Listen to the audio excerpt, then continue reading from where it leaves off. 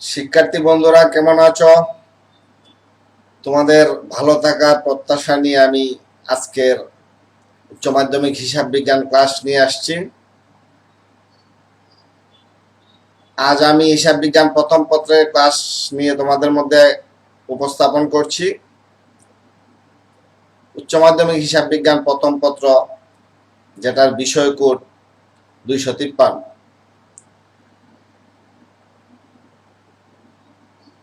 প্রিয় শিক্ষার্থীরা, আজকের পাঠ বাল উচ্চ বিষয় নিয়ে আমার এটা তোমাদের সাথে দ্বিতীয় ক্লাস। আমি আশা করব তোমরা আজকের ক্লাস থেকে তোমরা তোমাদের কাঙ্ক্ষিত ফল অর্জন করতে পারবে।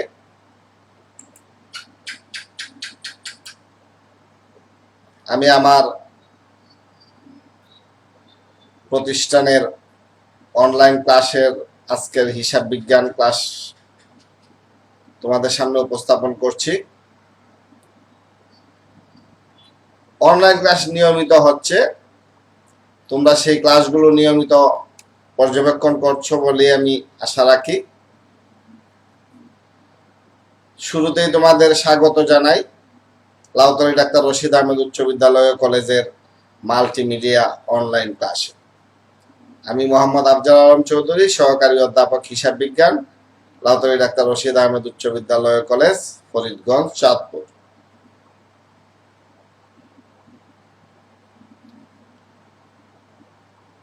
প্রিয় শিক্ষার্থীরা, বর্তমানে ব্যবসার লেনদেন সমূহ অধিকাংশই ব্যাংকের মাধ্যমে সম্পন্ন হয়ে থাকে।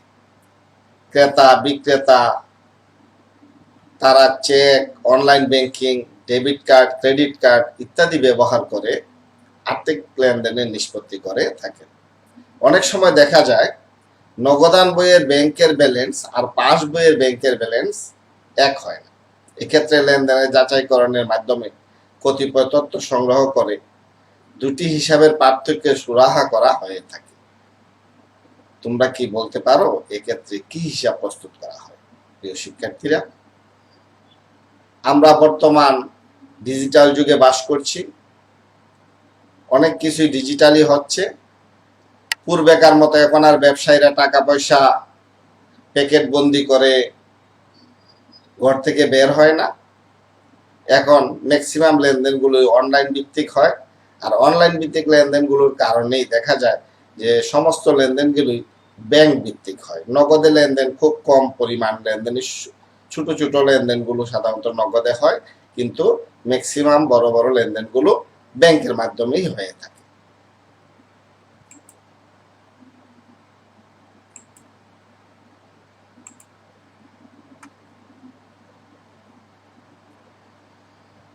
বুঝতে পারছো প্রিয় শিক্ষার্থীরা, আমাদের আজকের আলোচ্য বিষয় উচ্চ মাধ্যমিক হিসাব বিজ্ঞান প্রথম পত্র, তৃতীয় অধ্যায়, ব্যাংক সমন্বয় বিবরণ। আমি আগেই বলেছি এই চ্যাপ্টার নিয়ে, এই অধ্যায় নিয়ে তোমাদের সাথে আমার আজ দ্বিতীয় ক্লাস, অনলাইন ভিত্তিক। ব্যাংক সমন্বয় বিবরণী অতীব একটা প্রয়োজনীয় অধ্যায়। কেন প্রয়োজন? কারণ আমরা অনেক সময় আমাদের ব্যাংকের ব্যালেন্স, ব্যাংক যেটা বলে, ব্যাংক থেকে যে তথ্যটা আমরা কালেকশন করি এবং আমাদের হিসাবে যেটা থাকে সেটার মধ্যে গরমিল দেখা যায়। এই গরমিলের বেশ কিছু কারণ রয়েছে। এর মধ্যে হতে পারে কিছু চেক প্রতিমধ্যে রয়েছে, এর মধ্যে হতে পারে চেক জমা দেওয়া হয়েছে কিন্তু ব্যাংক এখনো আদায় করেনি। কিছু কিছু হতে পারে হয়তো আমরা জানি না এমন কিছু লেনদেন ব্যাংকের মাধ্যমে হয়ে গেছে। অর্থাৎ ডিজিটালি হওয়ার কারণে এখন ব্যাংক গ্রাহকের হয়ে এমন অনেক কাজ সম্পাদন করে যে কাজগুলো আগে ব্যাংকে গিয়ে গ্রাহক সম্পাদন করত। যেমন বিভিন্ন অ্যাকাউন্টে টাকা ট্রান্সফার, আমরা যদি অটো ট্রান্সফার সিস্টেম করে রাখি, আমাদের ব্যাংক অ্যাকাউন্ট হতে সেই টাকাটা নির্দিষ্ট সময় অন্তর অন্তর ট্রান্সফার হয়ে যায়। এই ধরনের অনেক লেনদেনের কারণে দেখা যায় যে আমরা যে নগদান বইয়ে ব্যাংক কলাম রাখি সেই ব্যাংক হিসাবের সাথে পাস বইয়ের ব্যাংক কলামের গরমিল দেখা যায়। আর এর জন্যই প্রয়োজন হয়ে পড়ে ব্যাংক সমন্বয় বিবরণী, ব্যাংক রিকনসিলিয়েশন অ্যাকাউন্ট করার প্রয়োজন পড়ে। আজকের এই পাঠ থেকে আমরা কি শিখব? শিক্ষার্থী বন্ধুরা, আজকের এই পাঠ থেকে আমরা নগদান বই মোতাবেক ব্যাংক জমার উদ্বৃত্ত থাকলে পাস বই মোতাবেক ব্যাংক জমার উদ্বৃত্ত নির্ণয় করতে পারবো ব্যাংক সমন্বয় বিবরণী প্রস্তুতের মাধ্যমে। আবার ব্যাংক বিবরণী মোতাবেক ব্যাংক জমার উদ্বৃত্ত থাকলে নগদান বই মোতাবেক ব্যাংক জমার উদ্বৃত্ত নির্ণয় করতে পারবো ব্যাংক সমন্বয় বিবরণী প্রস্তুতের মাধ্যমে। তাছাড়া ব্যাংক সমন্বয় বিবরণী প্রস্তুতের উদ্দেশ্য ব্যাখ্যা করতে পারবো। ইতিমধ্যে আমি ব্যাংক সমন্বয় বিবরণীর উদ্দেশ্য নিয়ে তোমাদের মধ্যে আলোচনা করেছি, আশা করি সেটা তোমরা মনে ধরে রাখবে। উদ্দীপকটি লক্ষ্য করি। 2021 সালের 30 এপ্রিল তারিখে মমিনুর রহমানের ব্যাংক হিসাবের তথ্যাদি নিম্ন। পাস বই মোতাবেক ব্যাংক জমার উদ্বৃত্ত 70,000 টাকা। মালিক ব্যক্তিগত প্রয়োজনে 2,000 টাকা ব্যাংক হতে উত্তোলন করেছেন, কিন্তু নগদান বইতে লেখা হয়নি। 5,000 টাকার প্রাপ্য নোট 4,500 টাকায় ব্যাংকে বার্তা করা হয়েছিল। মেয়াদ শেষে নোটটি প্রত্যাখ্যাত হলেও নগদান বইতে কোনো দাখিলা লেখা হয়নি। একটি চেক 12,000 টাকায় ইস্যু করা হয়েছিল, কিন্তু ব্যাংকে উপস্থাপিত হয়নি। ব্যাংক 5,300 টাকার একটি বিলের মারফত 5,000 টাকা আদায় করেছে, কিন্তু নগদান বইতে বিলের সম্পূর্ণ মূল্য হিসাবভুক্ত করা হয়েছে। ব্যাংক চার্জ ধার্য করেছে 600 টাকা এবং একই সাথে সুদ মঞ্জুর করেছে 800 টাকা। প্রিয় শিক্ষার্থীরা, আমাদের এই উদ্দীপকে আরো দুইটি তথ্য রয়েছে। ব্যাংক প্রদেয় হিসাবে টাকা পরিশোধ করেছে 7,000 টাকা, যার নগদানভুক্ত হয়নি। আমি এর আগেই বলেছি, ব্যাংক এমন কিছু লেনদেন এখন করে যাচ্ছে যে লেনদেনগুলো আগে আমরা নিজেরা ব্যাংকে উপস্থিত হয়ে করতাম, কিন্তু এখন আমাদের নির্দেশনা থাকলেই ব্যাংক সেই কাজগুলো করে নিচ্ছে। এবং সর্বশেষ ব্যাংক 5,200 টাকা লভ্যাংশ আদায় করেছে, সেটিও নগদান বইতে অন্তর্ভুক্ত হয়নি। তোমার করণীয়: ক, বাট্টাকরণ ও বিল আদায়করণ বাবদ মোট ব্যয়ের পরিমাণ কত তা নির্ণয় করো। খ, ব্যাংক সমন্বয় বিবরণী প্রস্তুত করো। এবং গ, নগদান বই মোতাবেক ব্যাংক জমার উদ্বৃত্ত যদি 60,000 টাকা হয়, তবে ব্যাংক সমন্বয় বিবরণী প্রস্তুত করে পাস বই মোতাবেক ব্যাংক জমার উদ্বৃত্ত নির্ণয় করো। শিক্ষার্থী বন্ধুরা, আমাদের 3টি করণীয়, এই ধরনের করণীয় আমাদের পরীক্ষায় থাকে, যে আমরা সাধারণত একটি উদ্দীপকের আলোকে দেখি 3টি করণীয় থাকে, ক, খ এবং গ।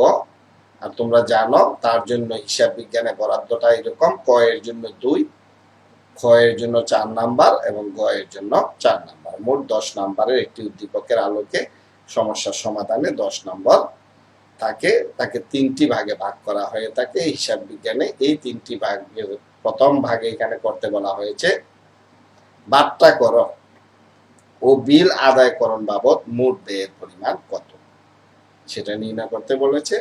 আর খতে ব্যাংক সমন্বয় বিবরণী করতে বলা হয়েছে। আর এখানে যেহেতু ব্যাংক সমন্বয় বিবরণী করতে বলা হয়েছে আর দেওয়া আছে পাস বই মোতাবেক ব্যাংক জমার উদ্বৃত্ত, সুতরাং আমরা বের করব নগদান বই মোতাবেক ব্যাংক জমার উদ্বৃত্ত।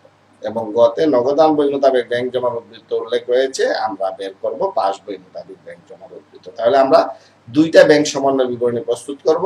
একটা শুরু করব পাস বই মোতাবেক ব্যাংক জমার উদ্বৃত্ত দিয়ে, শেষ করব নগদান বই মোতাবেক ব্যাংক জমার উদ্বৃত্ত নির্ণয় করে। আর একটা শুরু করব নগদান বই মোতাবেক ব্যাংক জমার উদ্বৃত্ত দিয়ে এবং শেষ করব পাস বই মোতাবেক ব্যাংক জমার উদ্বৃত্ত নির্ণয় করে।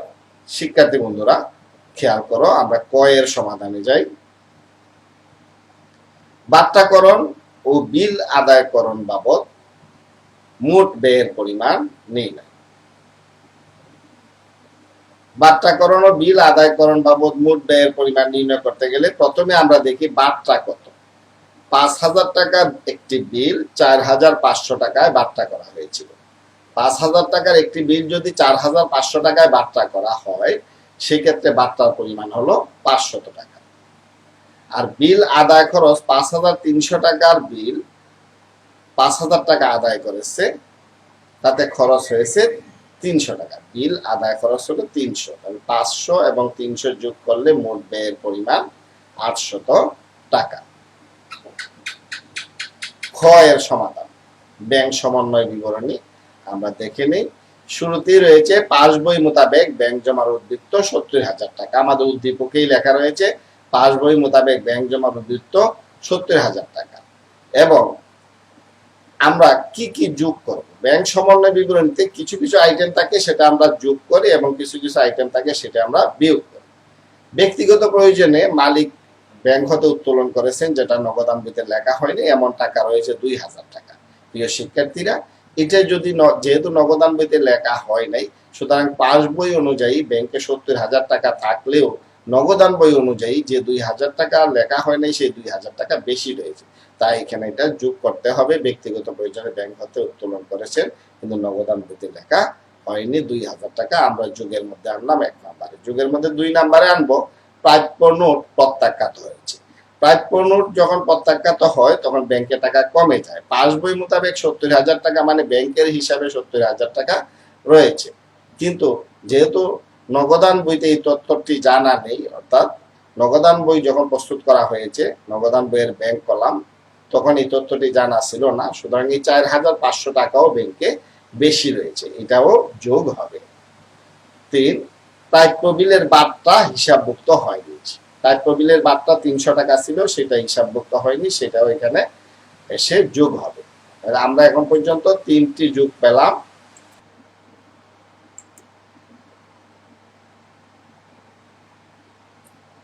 ব্যাংক ধার্যকৃত চার্জ, যেহেতু এখানে 70,000 টাকা রয়েছে পাস বই মোতাবেক, ব্যাংক চার্জ 600 টাকা ধার্য করার পরই 70,000 টাকা হয়েছে, কিন্তু নগদান বই প্রস্তুতকালে এই 600 টাকা হিসাবভুক্ত হয়নি, সুতরাং নগদান বই এর হিসাবে এই 600 টাকা বেশি রয়েছে, তাই এটা আমরা যোগের মধ্যে আনব। এবং ব্যাংক পদেও হিসাবে টাকা পরিশোধ করেছে, আমি আগেই তোমাদেরকে বলেছি এমন কিছু কাজ এখন ব্যাংক করছে আমাদের নির্দেশনা অনুসারে, যেটা আগে করতো না। এখন অনলাইন ভিত্তিক ব্যাংকিং এর কারণে অনেকগুলো লেনদেনই ব্যাংকের মাধ্যমে হয়ে যায়। নগদান বইতে লিখতে বাদ পড়েছে 7,000 টাকা, প্রদেয় হিসাবের টাকা ব্যাংক পরিশোধ করেছে। সুতরাং পাস বই মোতাবেক ব্যাংক জমার উদ্বৃত্ত হতে নগদান বই মোতাবেক ব্যাংক জমার উদ্বৃত্তে এই 5টি আইটেম বেশি রয়েছে। আমি আবার তোমাদের সামনে বলছি, ব্যক্তিগত প্রয়োজনে ব্যাংক হতে উত্তোলন 2,000 টাকা, প্রাপ্য নোট প্রত্যাখ্যাত 4,500 টাকা, প্রাপ্য বিলের বার্তা হিসাবভুক্ত হয়নি 300 টাকা, ব্যাংক ধার্যকৃত চার্জ 600 টাকা এবং ব্যাংক প্রদেয় হিসাবের টাকা পরিশোধ করেছে 700। এই মোট 14,400 টাকা পাস বই মোতাবেক ব্যাংক জমার উদ্বৃত্ত হতে নগদান বই মোতাবেক ব্যাংক জমার উদ্বৃত্তে বেশি রয়েছে, এই জন্য আমরা এটা যোগ করেছি 14,400 টাকা। যোগ করার পরে টোটাল যোগফল হলো 84,400 টাকা। প্রিয় শিক্ষার্থীরা, এখানেই শেষ নয়, আবার এমন কিছু আইটেম রয়েছে যেগুলো ব্যাংক সমন্বয় বিবরণীতে পাস বই মোতাবেক ব্যাংক জমার উদ্বৃত্ত হতে বিয়োগ করতে হবে, যেগুলো কারণে নগদান বইয়ের যে ব্যালেন্স বের হবে সেটার ক্ষেত্রে 84,400 টাকা থেকে বাদ দিতে হবে। আমরা এই 84,400 টাকা পরবর্তী পৃষ্ঠায় নিয়ে যাই। পূর্ববর্তী পৃষ্ঠার যোগফল 84,400 টাকা নিয়ে আসলাম। এবার বিয়োগ করব কি কি আমরা দেখে নিই। ইস্যুকৃত অনুপস্থাপিত চেক 12,000 টাকা, ব্যাংক কর্তৃক লভ্যাংশ আদায় যা নগদানভুক্ত হয়নি 5,200 টাকা এবং ব্যাংক মঞ্জুরকৃত সুদ 800 টাকা। মোট 3টি আইটেম রয়েছে যেগুলো পাস বই মোতাবেক ব্যাংক জমার উদ্বৃত্ত হতে বিয়োগ করতে হবে নগদান বই মোতাবেক ব্যাংক জমার উদ্বৃত্ত বের করতে। এই 3টি আইটেম ইস্যুকৃত অনুপস্থাপিত চেক, ব্যাংক কর্তৃক লভ্যাংশ আদায় এবং ব্যাংক মঞ্জুরকৃত সুদ, 3টি যোগ করলে যোগফল দাঁড়ায় 18,000 টাকা। এই 18,000 টাকা এবং 84,400 টাকা যোগ করার পরে এটা বাদ দিব। 18,000 টাকা আমরা পূর্ববর্তী পৃষ্ঠায় যে যোগফল 84,400 টাকা সেটা থেকে বাদ দিব, কারণ এই 3টে আইটেমের কারণে ব্যাংকের হিসাবে যত টাকা রয়েছে নগদান বই মোতাবেক তার চাইতে 18,000 টাকা কম রয়েছে। তাহলে আমরা দেখে নেই, নগদান বই মোতাবেক ব্যাংক জমার উদ্বৃত্তের পরিমাণ 66,400 টাকা। প্রিয় শিক্ষার্থীরা, আমরা খ এর সমাধান সম্পন্ন করলাম। পাস বই মোতাবেক ব্যাংক জমার উদ্বৃত্ত হতে কি করে নগদান বই মোতাবেক ব্যাংক জমার উদ্বৃত্ত বের করতে হয় সেই কাজটুকু আমরা সম্পন্ন করলাম। আমরা দেখলাম যে 5টি আইটেম পাস বই মোতাবেক ব্যাংক জমার উদ্বৃত্তের সাথে যোগ হয়েছে এবং 3টি আইটেম পাস বই মোতাবেক ব্যাংক জমার উদ্বৃত্ত হতে বিয়োগ হয়েছে, হয়ে নগদান বই মোতাবেক ব্যাংক জমার উদ্বৃত্ত নির্ণয় হয়েছে। এই নগদান বই মোতাবেক ব্যাংক জমার উদ্বৃত্ত অর্থাৎ আমার যে নগদান বইয়ে 2 গড়া বা 3 গড়া নগদান বইয়ে ব্যাংক জমার উদ্বৃত্ত আমি বের করেছি সেই অ্যামাউন্টটি বের হয়ে গেল। এখন আমরা খ এর সমাধানের পরে গ এর সমাধান করব। গ এর সমাধানে আমাদেরকে শুরুতেই দেওয়া হয়েছে নগদান বই মোতাবেক ব্যাংক জমার উদ্বৃত্ত। নগদান বই মোতাবেক ব্যাংক জমার উদ্বৃত্ত গ এর সমাধানে দেওয়া আছে।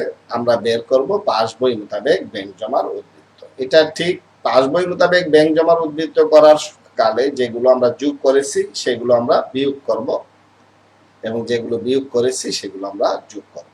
দেখো শুরুতেই নগদান বই মোতাবেক ব্যাংক জমার উদ্বৃত্ত, যেটা উদ্দীপকের আলোকে আমাদের গ এর প্রশ্নে দিয়ে দেওয়া হয়েছে 60,000 টাকা, তার সাথে যোগ হবে 3টা, যে 3টা বিয়োগ হয়েছে 3টা আমরা দেখে নিই। ইস্যুকৃত অনুপস্থাপিত চেক 12,000 টাকা, ব্যাংক কর্তৃক লভ্যাংশ আদায় যা নগদানভুক্ত হয়নি 5,200 টাকা এবং ব্যাংক মঞ্জুরিকৃত সুদ 800 টাকা। এই মোট 18,000 টাকা যোগ হবে। এখানে ব্র্যাকেটটি থাকবে না, 60,000 এবং 18,000 যোগ হলে 78,000 টাকা দাঁড়াবে। প্রিয় শিক্ষার্থীরা, তা থেকে বাদ যাবে এই 78,000 টাকা ব্যালেন্স নিয়ে আসলাম আমরা পরবর্তী পৃষ্ঠায়। তা থেকে বাদ যাবে ওই 5টি আইটেম, যে 5টি আইটেম নগদান বই মোতাবেক ব্যাংক জমা উদ্বৃত্ত বের করতে যোগ হয়েছিল, সেগুলো এখন হবে বিয়োগ। ব্যক্তিগত প্রয়োজনে ব্যাংক হতে উত্তোলন 2,000, প্রাপ্য নোট প্রত্যাখ্যাত 4,500, প্রাপ্য বিলের বার্তা হিসাবভুক্ত হয়নি 300 টাকা, ব্যাংক ধার্যকৃত চার্জ 600 টাকা এবং ব্যাংক পদের হিসাবে টাকা পরিশোধ করেছে 7,000।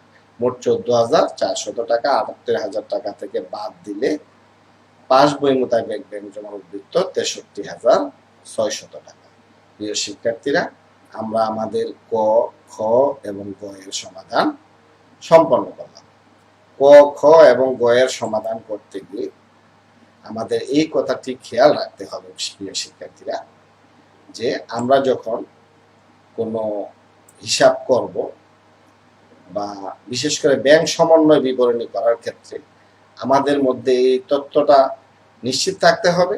আমাদের বুঝতে হবে যে এমন কিছু আইটেম নগদান বই এবং পাস বইয়ের মধ্যে মিসিং আছে, যেগুলো একটা উন্নতিতে লিপিবদ্ধ করা হয়নি। বিভিন্ন কারণে হতে পারে, আমরা পরবর্তীতে খুঁজে এই আইটেমগুলো বের করেছি, এই জন্য আমাদেরকে ব্যাংক সমন্বয় বিবরণী করতে হচ্ছে।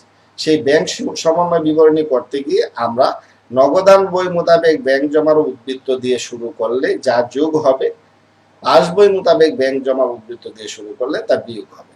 পাস বই মোতাবেক ব্যাংক জমার উদ্বৃত্ত দিয়ে শুরু করলে যা যোগ বিয়োগ হবে সেটা নগদান বই মোতাবেক ব্যাংক জমার উদ্বৃত্ত দিয়ে শুরু করলে যোগ হবে। অর্থাৎ দুইটা বিপরীতমুখী হিসাব করতে হবে। আবার এখন তৃতীয় একটি হিসাব রয়েছে উভয় জের সংশোধনী পদ্ধতি। আশা করি পরবর্তী কোনো ক্লাসে আমি তোমাদেরকে উভয় জের সংশোধনী পদ্ধতি নিয়ে কথা বলব।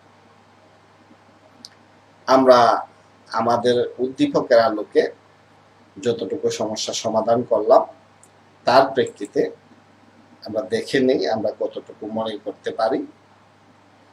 এমন একটি তালিকা প্রস্তুত করো যার একদিকে থাকবে নগদান বই মোতাবেক ব্যাংক জমার উদ্বৃত্ত থাকলে পাস বই মোতাবেক ব্যাংক জমার উদ্বৃত্ত নির্ণয়ে কোন কোন আইটেম যোগ হবে, আর অপর দিকে থাকবে কোন কোন আইটেম বিয়োগ হবে। এমন একটা তালিকা তোমরা প্রস্তুত করো। আশা করি প্রিয় শিক্ষার্থীরা তোমরা সেই তালিকাটি প্রস্তুত করতে পারবে।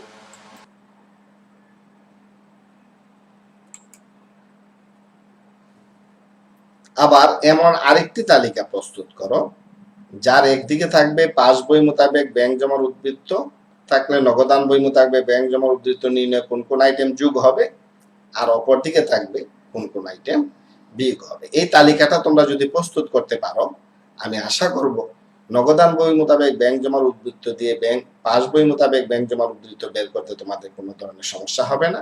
আবার পাস বই মোতাবেক ব্যাংক জমার উদ্বৃত্ত দিয়ে নগদান বই মোতাবেক ব্যাংক জমার উদ্বৃত্ত নির্ণয়ে তোমাদের আর কোনো সমস্যা থাকবে না। প্রিয় শিক্ষার্থীরা, আমরা আমাদের আজকের আলোচনার শেষ পর্যায়ে এসে পৌঁছেছি। আশা করি তোমরা এই আলোচনাটা মনোযোগ দিয়ে শুনেছ এবং নোট খাতায় নোট করে রেখেছ। আমরা প্রতিনিয়ত অনলাইন ক্লাস নিয়ে যাচ্ছি তোমাদের জন্য। আশা করি এই ক্লাসগুলো তোমাদের উপকারে আসবে। এবার বাড়ির কাজ। পাস বই মোতাবেক ব্যাংক জমার উদ্বৃত্ত 1,30,000 টাকা দেওয়া আছে। মালিক ব্যক্তিগত প্রয়োজনে 2,000 টাকা ব্যাংক হতে উত্তোলন করেছেন, কিন্তু নগদান বইতে 3,000 টাকা লেখা হয়েছে। 2,000 টাকা দেনাদারের নিকট হতে ব্যাংক আদায় করেছে, নগদান বইতে কোনো দাখিলা লেখা হয়নি। 4, একটি চেক 12,000 টাকা ইস্যু করা হয়েছিল, কিন্তু ব্যাংক হতে প্রত্যাখ্যাত হয়েছে, যা নগদানে লেখা হয়নি। 5, ব্যাংক 5,000 টাকার একটি বিল আদায় করেছে, কিন্তু নগদান বইতে বিলের মূল্য 6,000 টাকা হিসাবভুক্ত করা হয়েছে। 6 নাম্বার, ব্যাংক চার্জ ধার্য করেছে 300 টাকা, একই সাথে ব্যাংক সুদ মঞ্জুর করেছে 200 টাকা। এই তথ্যগুলো 2021 সালের 31শে মার্চ তারিখে আজাদ আকন্দের ব্যাংক হিসাবের তথ্য। আরো রয়েছে, ব্যাংক প্রদেয় হিসাবে টাকা পরিশোধ করেছে 3,000 টাকা, যা নগদানভুক্ত হয়নি, এবং ব্যাংক 2,200 টাকা লভ্যাংশ আদায় করলো, সেটি নগদান হিসাবে হিসাবভুক্ত হয়নি। আগের মতোই তোমার জন্য করণীয়: ক, বাট্টাকরণ ও বিল আদায়করণ বাবদ মোট ব্যয়ের পরিমাণ কত তা নির্ণয় করো। খ, ব্যাংক সমন্বয় বিবরণী প্রস্তুত করো। আর গ, নগদান বই মোতাবেক ব্যাংক জমার উদ্বৃত্ত 60,000 টাকা ধরে ব্যাংক সমন্বয় বিবরণী প্রস্তুত করো। প্রিয় শিক্ষার্থীরা, আজকের আলোচনার যে প্রতিপাদ্য বিষয় ছিল, সেই প্রতিপাদ্য বিষয়টি নিয়ে আমি আবারও তোমাদেরকে বলছি। ব্যাংকের হিসাব এবং আমাদের নগদান বইয়ের হিসাবের মধ্যে প্রতিনিয়তই গরমিল থেকে যায়। এই গরমিল থাকার পিছনে এমন অনেক বিষয় রয়েছে। তোমরা জানো যে বর্তমানে যখন লেনদেন করা হয়, ম্যাক্সিমাম লেনদেন চেকের মাধ্যমে বা অনলাইনে করা হয়।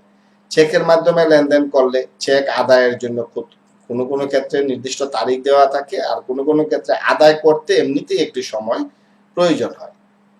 কারণ আন্তঃব্যাংক লেনদেনগুলো করতে অনেক সময় সময়ের প্রয়োজন হয়, যদিও এখন ইএফটির মাধ্যমে বা আরো বেশ কিছু পদ্ধতি অবলম্বন করে খুব দ্রুত ব্যাংকের টাকা এক ব্যাংক থেকে আরেক ব্যাংকে ট্রান্সফার হচ্ছে।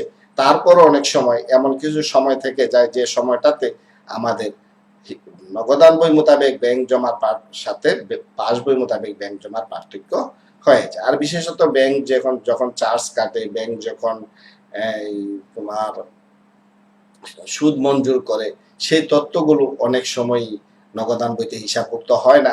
তবে বর্তমানে SMS এর মাধ্যমে গ্রাহককে সেই তথ্যগুলো ব্যাংক জানিয়ে দেয়। অনেক তথ্য ব্যাংক জানিয়ে দেওয়ার কারণে এখন ব্যাংক সমন্বয় বিবরণীতে আইটেম অনেক কমে যাবে আস্তে আস্তে। আশা করি তোমরা বুঝতে পারছো যে ব্যাংক সমন্বয় বিবরণী করার প্রয়োজনীয়তাটা কি। যখন কোনো লেনদেন এমন পর্যায়ে থাকে যে আমি চেক ব্যাংকে জমা দিলাম, কিন্তু ব্যাংক চেকটি আদায় করলো না, তখন আমার হিসাবের সাথে ব্যাংকের হিসাবে গরমিল হতেই পারে। আবার এমন অনেক গ্রাহক আছে যার কাছে আমি পাওনা আমার দেনাদার হিসাবে সে রয়েছে, অথচ সে হয়তো আমার অজ্ঞাতেই আমার ব্যাংক অ্যাকাউন্টে টাকাটা জমা দিয়েছে। এই ধরনের লেনদেন হতেও ব্যাংক হিসাবের ব্যালেন্স এবং নগদান বই মোতাবেক ব্যাংক হিসাবের ব্যালেন্সে পার্থক্য হয়ে যায়। অর্থাৎ পাস বই মোতাবেক ব্যালেন্স এবং নগদান বই মোতাবেক ব্যালেন্সের পার্থক্যটি নির্ণয়ই হলো ব্যাংক সমন্বয় বিবরণী। সেই ক্ষেত্রে 3 ধরনের ব্যাংক সমন্বয় বিবরণী করা হয়ে থাকে। একটা হলো নগদান বই মোতাবেক ব্যাংক জমার উদ্বৃত্ত দেওয়া থাকে, আমাদের বের করতে হয় পাস বই মোতাবেক ব্যাংক জমার উদ্বৃত্ত। আবার পাস বই মোতাবেক ব্যাংক জমার উদ্বৃত্ত দেওয়া থাকলে আমাদেরকে বের করতে হয় নগদান বই মোতাবেক ব্যাংক জমার উদ্বৃত্ত। আবার কখনো কখনো উভয় যে সংশোধন পদ্ধতিতে ব্যাংক সমন্বয় বিবরণী প্রস্তুত করতে হয়। আজকের আলোচনায় আমি এখানেই সমাপ্তি টানছি। প্রিয় শিক্ষার্থীরা, তোমরা সবাই ভালো থাকো, সুস্থ থাকো, নিরাপদে থাকো। আজ এই পর্যন্তই। আল্লাহ হাফেজ।